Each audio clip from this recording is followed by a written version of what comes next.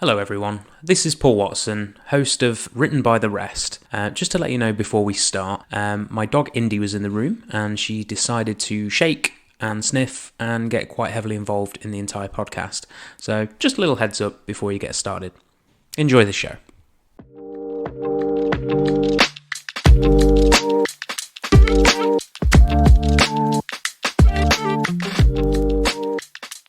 Hello, my name is Paul Watson, and you are here listening to Written by the Rest, the podcast that makes you ask yourself the question, is everyone in history a complete arsehole?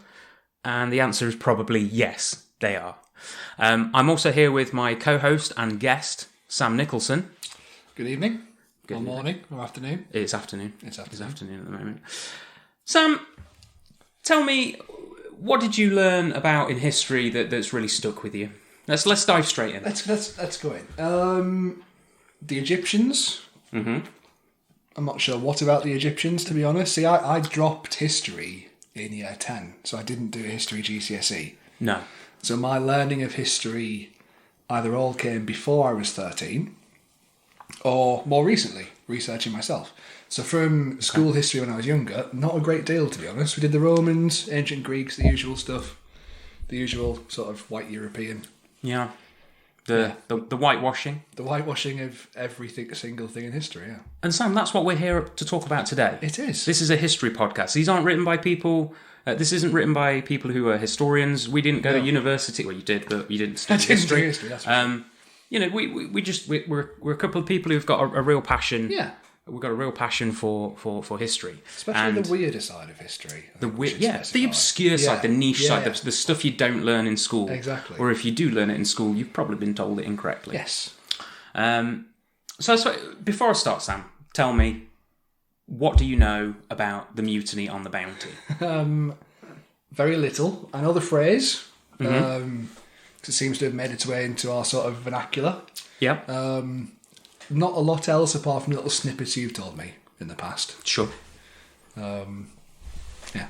Okay. Well, look, you know, the mutiny on the Bounty isn't really something that you learn in school, despite the fact that obvious reasons. For obvious reasons, it's not. It's pretty grisly. The name of this podcast, this episode is called "The Pitcairn Islands: Trouble in Paradise." I quite like that. Very nice. Yeah, I was going to call it "Trouble in Paradise Town," but I thought it was a bit no. So, yeah, the bounty isn't really learned about in school. It's not something that's picked up in the classroom. But despite that, the Pitcairn Islands are quite an interesting set of islands. I think there's about 3 or 4 of them. Yeah. They're based in the South Pacific. Mm-hmm. It's a British territory. It's been a British territory since about 1850. We've had a few, haven't we? We've had a few. It's one of the ones we haven't lost. Yeah. But you know, it's. You know, the typical things that get picked up from having a British territory is if someone invades, we defend them, we give them lots of money for very little in return. I'm going to touch upon this a little bit later on, but we give the Pitcairn Islands about £3 million a year. Wow, which is really probably the Christmas party for the MP. Yeah, I mean to run a country, it's not a great deal of cash, is it? And there's about 50 people, so it's pretty good though. Oh, okay, yeah, per capita. Yeah, I wouldn't say no to that. No, I think it works out at about £60,000 each, or dollars. They tend to work in dollars. So, what we're going to talk about in this 2, potentially 3-part series is the Pitcairn Islands, as some pretty messed up history and some even more messed up stuff in the present with this South Pacific isolated island of Pitcairn. We'll be exploring the birth of the island, as we're also looking back on events that led up to Pitcairn being inhabited by essentially a group of mutineers. So let's start with our main character, if you will, Fletcher Christian.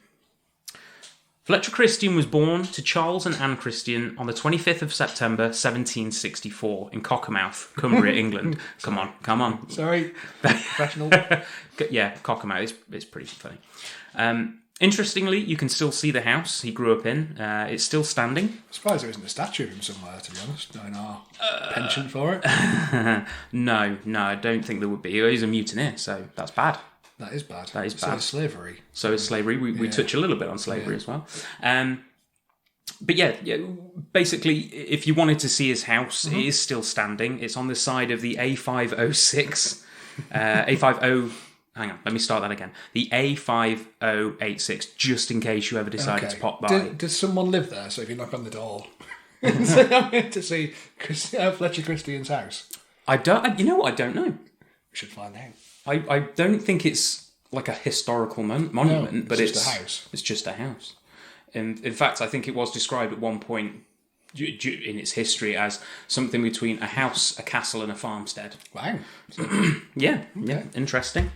So, yes, Fletcher Christian was born to Charles and Anne Christian. Fletcher's father, Charles, died, unfortunately, when he was 4, leaving them to be raised by his... left to be raised by his mother and 2 brothers alone. Okay. His mother, Anne, unfortunately wasn't very good with money. Now, it's quite interesting because obviously at the time, if you were a woman left to look after your children and your finances in the 18th century, it's probably likely you didn't know much about money. You'd probably be expected to remarry, if nothing else, I'd imagine. Maybe remarry, back in that day, to get something beneath your feet, as it were. Exactly, but from what I've understood, there isn't actually an awful lot of early history on Fletcher Christian, unfortunately. It's more his naval career where it becomes a bit more fleshed out. For obvious reasons, people recorded things more, but captains had logs and things like that. I kind of took that with a pinch of salt until I actually read a little bit further into it. She really didn't manage money very well. She actually managed to get herself into over £6,500 worth of debt. Now, in the 1700s? In the 1780s, yeah. So that the equivalent of that today, Sam, is about £1 million. I thought my finances were bad until... Right, wow. Yeah. Very.com and got a nothing on Anne Fletcher. So she... What they ended up having to do, unfortunately, was abscond. They had to leave. Okay. So what they ended up doing is they left to go to the Isle of Man, which is where Fletcher's father came from originally and his family came from. And at the time, at least, you couldn't chase debt to the Isle of Man. Okay. English law and Manx law, I'm guessing, had some sort of... didn't have any sort of crossover. So let's jump ahead a little bit. Obviously... Fletcher did the usual thing. He went to school, he got an education, which, again, in the 18th century was probably going to school until the age of 10 and then taking up some sort of work. But William didn't actually join the Navy until he was 17 years old in 1781 as a cabin boy. Seems quite old for that time. You've hit the nail on the head, yeah. So 17 is really quite old because, again, in the 18th century, you're pretty much an adult man by the age of 14. Yeah.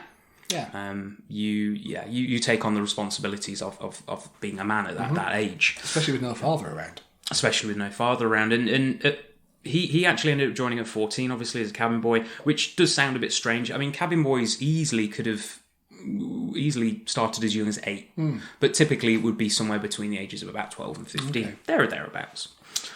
His first ship was a HMS Cambridge, a third-rate ship, which, from a little bit of study, turns out it's not a really bad ship. It's just a ship that just has a certain set amount of guns. So you have sixth-rate ships as well, third-rate ships and things like that. So it's not the quality of the ship, it's the arsenal that it's got. Exactly, yeah. So this ship had 80 guns, just in case you really cared to know. And this is actually where he met the man he would later betray or mutiny against, William Bligh, who at the time was serving as a 6th lieutenant. Another thing we need to cover off in this podcast early is I am not an expert in naval history any more than probably you are. I don't know what a 6th lieutenant is. It doesn't sound great. Yeah, I mean, it's lieutenant. It could mean that he's a lower officer, yeah, I'm assuming. Presumably, there's 5 lieutenants ahead of him. Yeah. That would make sense, wouldn't it? Yeah, but I mean, at this time, we don't have 6 lieutenants, obviously, anymore. No. We don't have a lot of the... we don't have cabin boys anymore, either. We don't have... which we'll discuss in a moment, is master's mate. But yeah, like I said, I'm not going to pretend I know anything about the 18th century Navy more than most other people do. Because a lot of these ranks are outdated. They fell into obscurity a very long time ago. So... Christian, in the long and short of it, had a solid naval career. He moves up to midshipman after less than a year, and he works his way up to the ranks on a 21-month voyage to the India on the HMS Eurydice. He was made a master's mate, and the muster rolls indicate, and I quote, some 7 months from England, he has been promoted from midshipman to master's mate, which is pretty good. It's pretty decent he's doing well for himself. He's doing quite well. You can't complain about that. But unfortunately, he ends up getting discharged from the Navy at this point, which actually isn't for anything nefarious. He hasn't necessarily done anything wrong. Okay. He's just best way to put it really is that England at this point is in a very interesting position where actually we're not killing anyone. We're not fighting in a war for a change. Which is rare. So we've kind of come out of the American War of Independence, which finished around, I think it was 1783. Mm-hmm. And we're between the French Revolutionary and Napoleonic? Napoleon Wars. I'm just going to call it Napoleon Wars. Napoleonic sounds like some sort of Japanese water garden. My Napoleonic garden's looking great this year.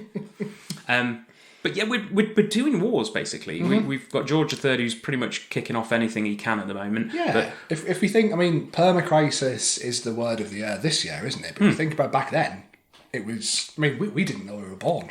No, it's war, famine, plagues, war, famine, war, taking over countries. Yeah, admittedly, we weren't on the receiving end of the war very often. No, we were generally the aggressors most of the time. It's safe to say, but we've got this nice little kind of break, really. So what we're at here is about the early 1780s, and we're between the wars, and this is why people were getting discharged. So what happens is Fletcher's kind of looking for work. So what he does, he joins the merchant navy, and he joins as a lower rank, unfortunately, as a I think he's a midshipman on the merchant vessel Britannia, which is under the command again of William Bligh, who's also actually been discharged. William Bligh we don't touch on too much, obviously, in this, except for the matter of fact that he's a part of the mutiny. But he has actually quite an impressive naval career overall. I think he ends up as a vice admiral before he retires. He ends up becoming a governor, which again we will touch on a little. To read between later. the lines, he's effectively taken this 17-year-old. I'm going to say waster. For want of a better term? No, I wouldn't say he's a waster. No? Like he's clearly doing okay for himself. He's just in a bad situation where there's no wars. Yes. So he can't prove himself. No, I suppose not. But also like William Bligh, and again we'll touch on this in a little bit. But William Bligh clearly likes Fletcher. Yeah, so he's taken him under his wing. That's probably a good way of putting it. And again, this will get touched on later on. But despite being an able seaman, which was reasonably low rank, he was treated very much more like an officer anyway. And again, this feeds into the friendship that they clearly had. He was eating with officers, and he was berthing with them as well. So he was sleeping in the same sort of quarters as the officers were, which is quite unusual by any means. It's quite clear that they have a relationship. In fact, Bligh went out of his way to ensure that Christian was promoted and getting him a second mate on another trip that they did to Jamaica. Okay. So he's clearly, again, he's taken him under his wing. He's clearly cares about this boy, quite frankly, at this point. And now we let's get to the juicy bit. So let's skip ahead here. We're getting to 1787, and Bligh actually approaches Christian. He says, "Look, I'm going on an expedition. It's going to be about 2 years. I've been given a ship that I will captain." I don't think he actually has the rank of captain. I think he's still a lieutenant at this point, but a fully fledged one. And it's called the HMS Bounty. Now, everything you know about the story from legend, Sam, is what do you think the voyage for the HMS Bounty would be? Like, think about the how it's been framed in movies and media. Yeah. What do you think the HMS Bounty, Sam, was all about? I mean, there is the movie Mutiny on the Bounty, isn't there? Which, from what I recall... There were several of them. Yeah. I can't think who's in the famous one that I'm thinking of, but from what I recall... Marlon Brando, I think, was the... exploratory mission, effectively, to find out what was there, because we didn't have a great idea. No, you're right. And that's not unreasonable to assume that the South Pacific was still... A lot of it had been explored. Like Cook had done quite a few trips out there. I mean, I think even it goes far back as the 16th century. I think Magellan actually found Tahiti, discovered Tahiti, which is where the journey, where the HMS Bounty is going in this trip. But no, Sam, they're not. They were actually sent out on this expedition to gather breadfruit. Right. Yeah, breadfruit. Yeah. So I don't know loads about breadfruit, and I chose not to look into it because that's a rabbit hole I don't want to get down, but I think it's somewhat related to the fig. It grows, this time at least, on Tahiti, and they are planning to pick up this breadfruit, and they're going to transport it to the West Indies for, feeding slaves, to help with slave trade. Yeah, that's rough. But hey, I hate to use the term, but it's of the time. It's of the time, isn't it? It's what people were doing back then. But also, I want to frame a few other things for you here. Now, they're going on a trip to Tahiti. It's an 11-month voyage, and I'll be honest with you, from what I've read, this does not go well. This is a horrible trip. There was storms, there was bad weather. It's a choppy sea, isn't it? It's a choppy sea. It's a long time.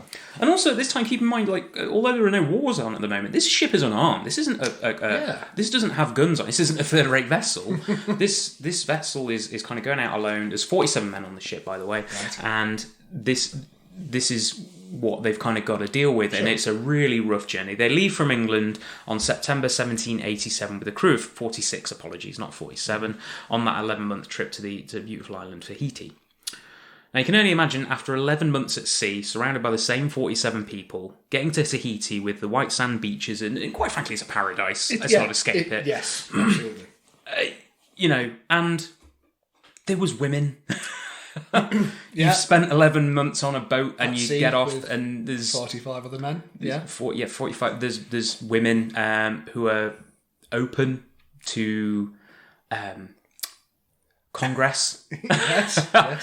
This, it's not unreasonable that after all that time coming to Tahiti, you're going to get settled in, and they do get settled in. These guys spend 5 months. Wow. They spend 5 months on Tahiti. I mean, that's a pretty sweet deal, isn't it? Even today. Yeah, it's quite bad, but the way captains and crew and people who kept logs at the time, they were pretty open about describing the Tahitian women as being extremely beautiful. Mm-hmm. They didn't wear many clothes, and I've got a quote here somewhere, but essentially it was known that that the women would sleep with the men, basically, would sleep with the sailors. I've got something from the Nat Geo website, and I quote, "They also formed attachments to the island's women, who sold sexual favours in exchange for items like nails." Nails as in hanging pictures? Yeah. Okay. But it seems like the Tahitian women had a lot of pictures to hang. But, based on what I know, it could have gone either way. Again, it's one of those things in history where it's the women welcome the men and they're all really happy and they all become... Yeah, I mean, if I'm a Tahitian woman on the beach, sunbathing, and 47 British naval men suddenly... Toothless, yeah. That's worth mentioning. Haven't seen a woman in 6 months. No. I'm probably not going to be particularly happy about it. No. Yeah. But, look, let's look at it this way. I'll explain this later on, but they do marry some of these women. Again, whether that's against their will or not is another completely different matter. And also, it's noted that, and quote, 40 men were treated for STDs whilst there. So it seems like they definitely traded more than nails. They were safe to assume. Yeah. So anyway, it comes to the time where they've had their 5 months. They've tended to breadfruit, so they've filled up the ship. They're all ready to go. They've collected supplies. Tahiti was known as actually quite a nice little place to stop off, even just to pick up supplies, not even necessarily land. The Tahitians would come out on boats and trade with people. Okay. So they got something out of this, and they set sail. And as you can imagine, after 5 months on Tahiti, Sam, how would you feel after 5 months in paradise about having to leave to go to the West Indies with your boat full of 45 other men? I mean... that have probably not got their teeth. The West Indies is also a paradise, to be fair. Full of slaves at this point, but yeah. Yeah, fair point. So but to get for a white British naval crew, the West Indies to them presumably is paradise. Yeah, like a lot of these guys wouldn't have. They might have done the odd trek to India or done some stuff in the Navy, but again, some of these guys might have seen war. In fact, I think a couple of them had. I don't have the source to mind, but a few of them wrote quite extensive memoirs when they retired, and some of them were just like, I fought in the Revolutionary War, and I survived this, and I did that. Sure. But yeah, it's safe to say Bligh wasn't happy about this either. It's worth noting, though, that Bligh was known for being a disciplinarian. In fact, it's probably worth mentioning at this point that this won't be Bligh's last mutiny, Sam. Is it his first? It is definitely his first. His first of 3, in fact, during his impressive enough career. His second mutiny actually ends up being about 7 or 8 years later on the HMS Director. It's over, funnily enough, very topical, paying conditions. Wow, okay. Yeah, he probably isn't directly responsible for that mutiny. It seems like there was a series of them at the time. But, mutiny once, fool on me. Mutiny twice. Fool on the British Navy. Fool on the British Navy. And his third and final mutiny it didn't actually happen on a boat. It happened while he was in Australia. So near the end of Bligh's career, he actually becomes a governor of South Wales, Australia. Okay. And he was a part of the Rum Rebellions, which is very interesting itself. In fact, William Bligh could probably have his own podcast episode because he's quite an interesting man. It seems like he's a bit of a douche canoe, if I'm honest. So with the mutinies, is it a 3 strikes and you're out sort of system? Like you get the first 2 free, third mutiny, you're done. You're done. Not quite. So actually, it's quite interesting with the mutinies. Obviously, mutinies are always seen as very bad things, and we'll talk about this later on. But mutinies normally, if you're a mutineer and you get caught, you generally get taken home. Like they really were hot on it. Even during these days, they would literally send ships out to find you. Okay. So they actually do this in this case. So the mutineers that end up, spoiler alert, but some of the mutineers end up breaking off and going back to Tahiti to the women that they were with. And again, that's where the marriages come into play. But yeah, they were really hot on it. You would probably get hanged for it. Okay. It'd be a very rare circumstance where you got away with anything else. You would definitely lose your commission. You wouldn't be a part of the Navy anymore. In fact, going back to Bligh anyway, and how his attitude was towards his own men. Again, this is recorded several times. In fact, I've got a quote here from an author, Sven Wahluru. I've probably pronounced that incredibly incorrectly. Wahluru? Never mind.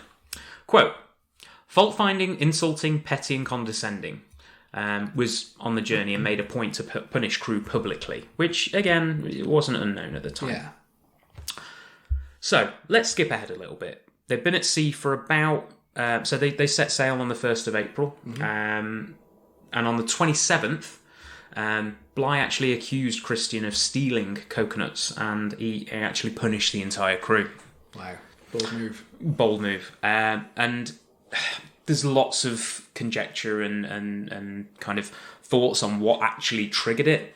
This is probably the most reasonable assumption. They've been on a paradise for 5 months. They've set sail, and then less than 4 weeks later, he just wants one more damn coconut. Just wants a coconut. The guy loves coconut. Again, another thing worth mentioning here. Everyone was there for the Tahitian women. He was like, "Oh, come on, give me the coconuts." But another thing worth mentioning here, this probably wasn't a bad idea because scurvy was still pretty rife in the Navy at this point. In fact, and it's quite ironic, scurvy was actually cured about a year later. It was cured in 1790. So if they'd set sail 12 months later, none of this could have happened. Potentially. Holy cow! Yeah, potentially. They would have had their coconuts. They would have had their coconuts and no scurvy. And no scurvy, but it gives you an idea about what they were dealing with. It was awful, the conditions, and scurvy was just one of them. So, to give you an idea of what happens next, I'm going to read a letter that Bligh actually sent to his wife when he got to dry land in Timor. Again, we're not touching on it in this episode, and we probably won't touch on it in entirety, but he got set off on a boat, a canoe, essentially, a schooner, I believe it was called. And he was given the bare bones, he was given some food, he was given the rest of the people who were kind of lumped in with Bligh, his loyalists, as you will. They were put onto this schooner and they were set sail. Now, for most people, that would be a freaking death sentence because you're probably 20,000 miles off from England at this point. You're in the South Pacific Ocean, which still hasn't been fully explored. There's still some secrets that South Pacific has to hold at this time. Not many, but a few. It'd be a death sentence to most people. And he actually did kind of spot around for a little bit. I think he went on to, I can't remember the island, I don't have it with me, but he did land on an island where pretty much him and his men got attacked. I think one of them died. Right. But eventually he ended up getting back to dry land. He made it home, as it were. Wow. He did make it back to England. This is the letter that he wrote to his wife Betsy when he landed in Timor. I'm not going to read the whole thing, but I'm going to give you a flavour for it. Quote, "My dear Betsy, I am now, for the most part, in a part of the world I never expected. It is, however, a place that has afforded me relief and saved my life, and I have the happiness to assure you that I am now in perfect health. Know then now, my dear Betsy, that I have lost the Bounty. On the 28th of April, at daylight in the morning, Christian having the morning watch, he with several others came into my cabin while I was asleep, and seizing me, holding naked bayonets at my breast, tied my hands behind my back and threatened instant destruction if I uttered a word. I, however, called loudly for assistance, but the conspiracy was so well laid that the officers' cabin doors were guarded by sentinels.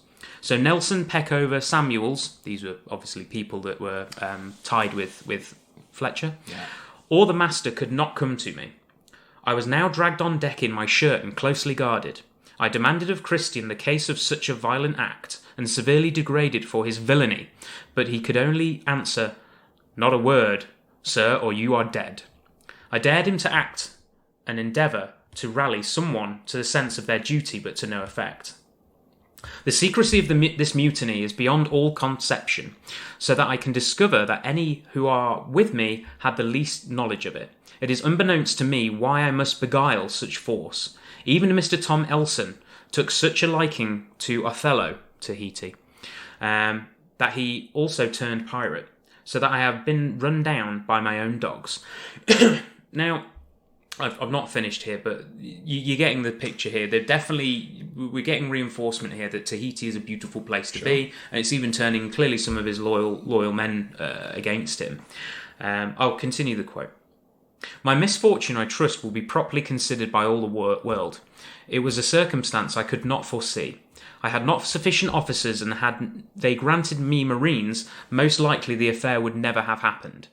So basically, this ship didn't actually have many senior crew on it. So Bligh is now blaming everybody but himself for what happened, effectively. Pretty much, and this is something that's consistent throughout his entire career. He always thinks 3 times. It happens 3 times. Yeah, that's the one constant. Like he definitely doesn't think he's a bad person. He definitely thinks he's right and justice in what he's doing. Yeah. I kind of get it to some extent. Like, he's got a crew to keep control of. He's got a job to do, but he could have done it in a better way. Let's not beat around the bush. So just finish the letter. "I had not a spirited and brave fellow about me, and the mutineers treated them as such. My conduct has been free of blame, and I showed everyone that. Tied as I was, I defied every villain to hurt me." So, yeah, you just reinforced that with that last paragraph. He doesn't think he's at fault here. He's clearly surprised by all of this. Yeah. Which I would argue he shouldn't have been to some extent. It seems like there was a lot of things. I've not gone in every detail here, but there's clearly things that have been missed here. There was arguments potentially beforehand and probably during the voyage up to the 28th, 27th of April. Yeah, I mean, it's never going to be happy mutiny. There's got to be a downtrodden crew, hasn't there? Yeah. Yeah. Probably because he's publicly berating them in front of each other for making mistakes. Exactly. I think the crew is pretty well split. It's normally the lower ranks that join along with Christian, and the higher ranks, as it were, the upper echelons of the ship, joined with Bligh. There weren't many loyalists, but it's a reasonably even split. So, look, I think that's the episode. I think we should finish there. What do you think? Yeah. So what we'll do is the next episode we'll walk through the journey of Christian and his mutineers, as they took to landing on Pitcairn and then on to the main event. Yeah, and this is where it gets pretty grisly. Interesting. I mean, everything up to now. It's interesting already. Obviously, yes, of course. Yeah. But we really get into it. We've touched a little bit on a bit of slavery. But yeah. That's nothing compared to what's coming up. I mean, it's not to diminish slavery, I might stress. It's difficult to talk about a period in the 1700s without talking about slavery. No, that's fair. I mean, but what we're going to talk about is we're going to talk about the journey, like I say, of Fletcher and his mutineers. There's a little bit of... So again, this is kind of what movies and certain books don't really talk about, but it's not just, hey, we've found Pitcairn, let's land and make a beautiful life and everyone's happy. It's far from that. Sure. But yeah, Sam, thank you very much for joining me today. Thank you for having me. Do you have any pluggables? I do have a pluggable. My YouTube channel in particular, which is Sammy Shares. We're doing Pokemon pack openings, lots of geeky, nerdy videos, World of Warcraft in particular. So check it out. Cool. Thank you. And we'll see you next time.